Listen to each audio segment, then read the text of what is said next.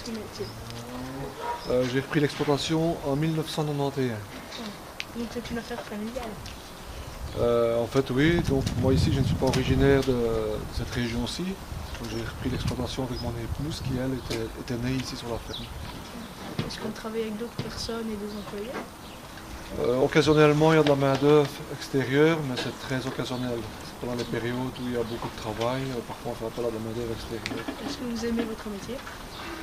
Oui, on l'aime. Surtout c'est une passion parce que on le fait plus par passion que par rémunération. Parce que c'est un métier qui exige beaucoup de travail. Et donc, on le fait par amour. Et c'est vous qui avez choisi votre métier ou... Oui, c'est moi qui l'ai choisi de mon plein gré. Est-ce que c'est une ferme biologique?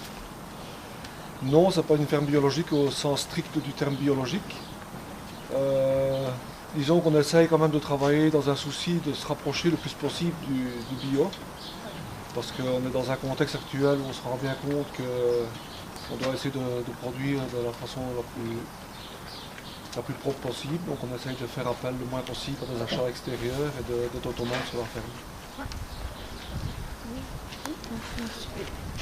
Est-ce qu'il y a de l'entraide entre agriculteurs? C'est très limité. Ici, en ce qui me concerne, je travaille avec un agriculteur voisin. Parfois, on s'entraide un petit peu à certains moments dans les travaux des champs.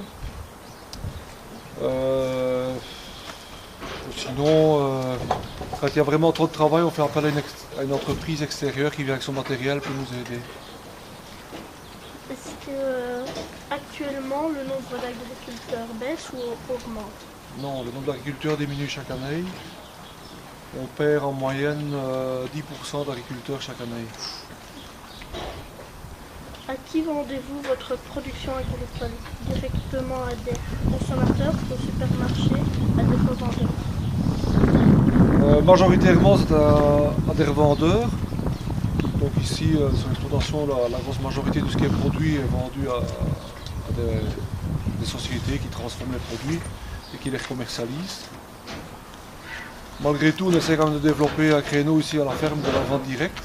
Donc on essaie de transformer nos produits et de les valoriser, de les vendre nous-mêmes. Donc ça c'est dans un souci de rentabilité parce que malheureusement on est dans un contexte agricole où l'économie elle est mondiale. Donc les prix agricoles ils sont mondiaux. Et donc les prix sont très bas, les prix des productions agricoles sont très bas. Donc actuellement pour essayer d'avoir quand même un revenu qui soit décent, on essaye de transformer, de valoriser les produits nous-mêmes directement aux consommateurs. Qu'est-ce qui vous rapporte le plus dans votre production? Qu'est-ce qui me rapporte le plus je dirais que c'est la transformation de mes produits qui sont directement valorisés aux consommateurs. C'est là où j'arrive à avoir un revenu décent de ce que je fais de mon travail. Parce que pour ce qui est des autres productions, les prix sont fixés par les industriels.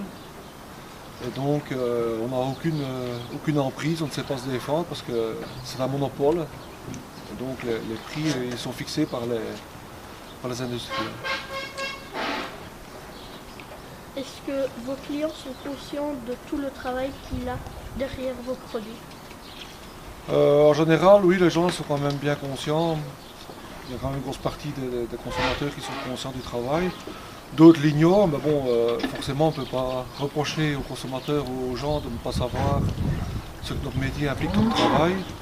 Bon, c'est un métier très exigeant au point de vue travail. Il faut quand même savoir que les animaux, il faut les nourrir tous les jours. La traite, c'est 2 fois par jour, tous les jours. Il n'y a aucun jour où on n'a pas de travail. Donc les congés, les vacances, c'est très difficile. Il existe quand même malgré tout des services extérieurs où il y a des personnes qui sont formées pour venir aider l'exploitant en cas s'il y a un problème de maladie ou s'il y a un problème, si l'exploitant veut prendre un jour ou deux de congé. Donc il existe actuellement des services de remplacement qui viennent aider l'agriculteur dans cette tâche. Qu'est-ce qui vous coûte le plus cher dans votre ferme? Qu'est-ce qui me coûte le plus cher? Qu'est-ce qui me coûte le plus cher? Quelle est la dépense le plus élevée? En culture, ce sont les engrais extérieurs, les achats d'engrais. en bétail, ce sont les achats d'aliments extérieurs. Ce qui est encore coûteux, maintenant ce qui devient coûteux, c'est quand même tout ce qui est énergétique aussi. Donc il faut savoir que le prix de l'électricité a considérablement augmenté, l'eau aussi. Donc ce sont des choses, des facteurs qui ont assez bien augmenté.